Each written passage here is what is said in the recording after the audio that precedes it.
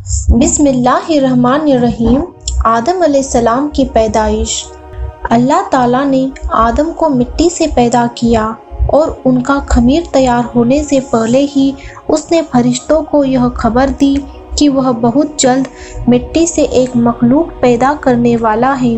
جو بشر کہلائیں گی اور زمین میں ہماری خلافت کا شرف حاصل کریں گی۔ آدم کا خمیر مٹی سے گوندھا گیا اور ایسی مٹی سے گوندھا گیا جو نت نئی تبدیلی قبول کر لینے والی تھی۔ جب یہ مٹی پکی ٹھیکر کی طرح آواز دینے اور کھنکھنانے لگی تو اللہ تعالیٰ نے اس مٹی کے پتلے میں روح پھونکی اور وہ ایک ہی وقت میں گوشت پوشت ہڈی پٹھے کا زندہ انسان بن گیا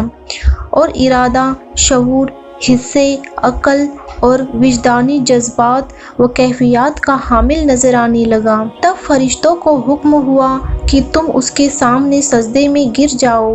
فوراً تمام فرشتوں نے ارشاد کی تعمیل کی، مگر ابلیس نے گھمنڈ اور سرکشی کے ساتھ صاف انکار کر دیا۔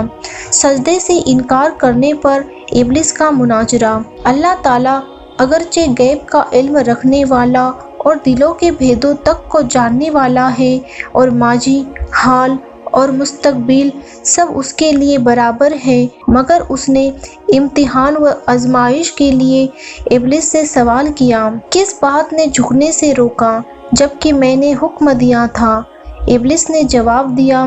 اس بات نے کہ میں آدم سے بہتر ہوں۔ تو نے مجھے آگ سے پیدا کیا، اسے مٹی سے۔ شیطان کا مقصد یہ تھا کہ میں آدم سے افضل ہوں، اس لیے کہ اللہ نے مجھ کو آگ سے بنایا ہے اور آگ بلندی اور برتری چاہتی ہے اور آدم خاکی مخلوق، بھلا خاک کو آگ سے کیا نسبت؟ میں تمام حالتوں میں آدم سے بہتر ہوں، اس لیے وہ مجھے سجدہ کرے، نہ کہ میں اس کے سامنے سجدہ کروں۔ مگر بدبخت شیطان اپنے گھمنڈ میں چور ہونے کی وجہ سے بھول گیا کہ جب تم اور آدم دونوں اللہ کی مخلوق ہو تو مخلوق کی حقیقت خالق سے بہتر خود وہ مخلوق بھی نہیں جان سکتی۔ وہ اپنے گھمنڈ اور غرور میں یہ نہ سمجھ سکا کہ مرتبہ کی بلندی اور پستی اس مادے کی بنیاد پر نہیں ہے جس سے کسی مخلوق کا خمیر تیار کیا گیا ہے، بلکہ اس کی ان صفتوں پر ہے جو کائنات کے پیدا کرنے والے نے اس کے اندر رکھ دیے ہیں۔ بہرحال شیطان کا جواب چونکہ گھمنڈ اور غرور کی جہالت پر قائم تھا، اس لیے اللہ تعالیٰ نے اس پر واضح کر دیا کہ جہالت سے پیدا ہونے والے گھمنڈ اور غرور نے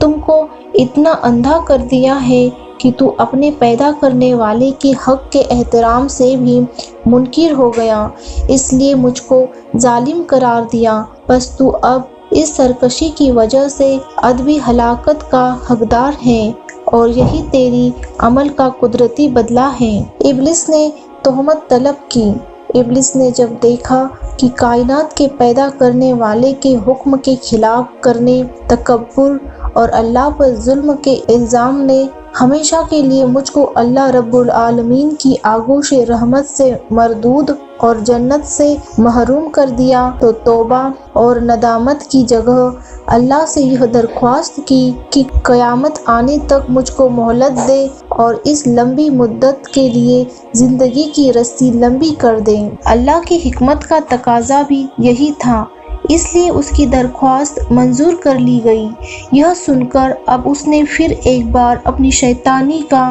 مظاہرہ کیا، کہنے لگا، جب تو نے مجھ کو مردود قرار کر ہی دیا تو اس آدم کی بدولت مجھے یہ رسوائی نصیب ہوئی۔ میں بھی آدم کی اولاد کی راہ ماروں گا اور ان کے سامنے، پیچھے، آس پاس اور چاروں اور سے ہو کر ان کو گمراہ کروں گا اور ان کی اکثریت کو تیرا ناشکر بنا چھوڑوں گا، البتہ تیرے مخلص بندے میرے فریب کے تیر سے گھائل نہ ہو سکیں گے اور ہر طرح محفوظ رہیں گے۔ اللہ نے فرمایا، ہم کو اس کی کیا پرواہ، ہماری فطرت کا قانون مکافات عمل اور پاداش عمل اٹل قانون ہے، بس جو جیسا کرے گا ویسا بھرے گا، اور جو بنی آدم مجھ سے روگردانی کر کے تیری پیروی کرے گا وہ تیرے ہی ساتھ میرے عذاب کا حقدار ہوگا۔ جا اپنی ذلت اور رسوائی اور خراب قسمت کے ساتھ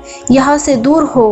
اور اپنی اور اپنے پیروکاروں کی بدنی لعنت کا انتظار کر۔ آدم علیہ السلام اور دوسرے فرشتے آدم علیہ السلام کی خلافت۔ جیسا کہ پہلے بیان کیا گیا ہے، جب اللہ تعالیٰ نے حضرت آدم علیہ السلام کو پیدا کرنا چاہا تو فرشتوں کو خبر دی کہ میں زمین پر اپنا خلیفہ بنانا چاہتا ہوں جو اختیار اور ارادے کا مالک ہوگا اور میری زمین پر جس کا تصرف کرنا چاہے گا کر سکے گا اور اپنی ضرورتوں کے لیے اپنی مرضی کے مطابق کام لے سکے گا۔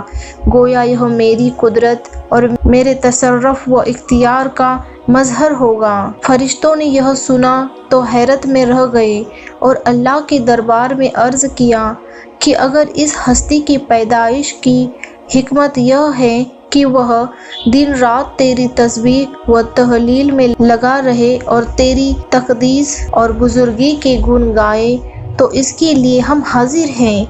جو ہر لمحہ تیری حمد و ثنا کرتے اور بے چون و چرا تیرا حکم بجا لاتے ہیں۔ ہم کو تو اس خاکی سے فتنہ و فساد کی بو آتی ہے، ایسا نہ ہو کہ یہ تیری زمین میں خرابی اور خریزی پیدا کر دے۔ اے اللہ، تیرا یہ فیصلہ آخر کس حکمت پر منوی ہے؟ بارگاہ الہی سے ایک تو ان کو یہ ادب سکھایا گیا کہ مخلوق کو خالق کے معاملوں میں جلد بازی سے کام نہ لینا چاہیے اور اس کی جانب سے حقیقت حال کے ظاہر ہونے سے پہلے ہی شک و شبہ کو سامنے نہ لانا چاہیے، اور وہ بھی اس طرح کہ اس میں اپنی برتری اور بڑائی کا پہلو نکلتا ہو۔ کائنات کا پیدا کرنے والا ان حقیقتوں کو جانتا ہے جن کو تم نہیں جانتے، اور اس کے علم میں وہ سب کچھ ہے جو تم نہیں جانتے۔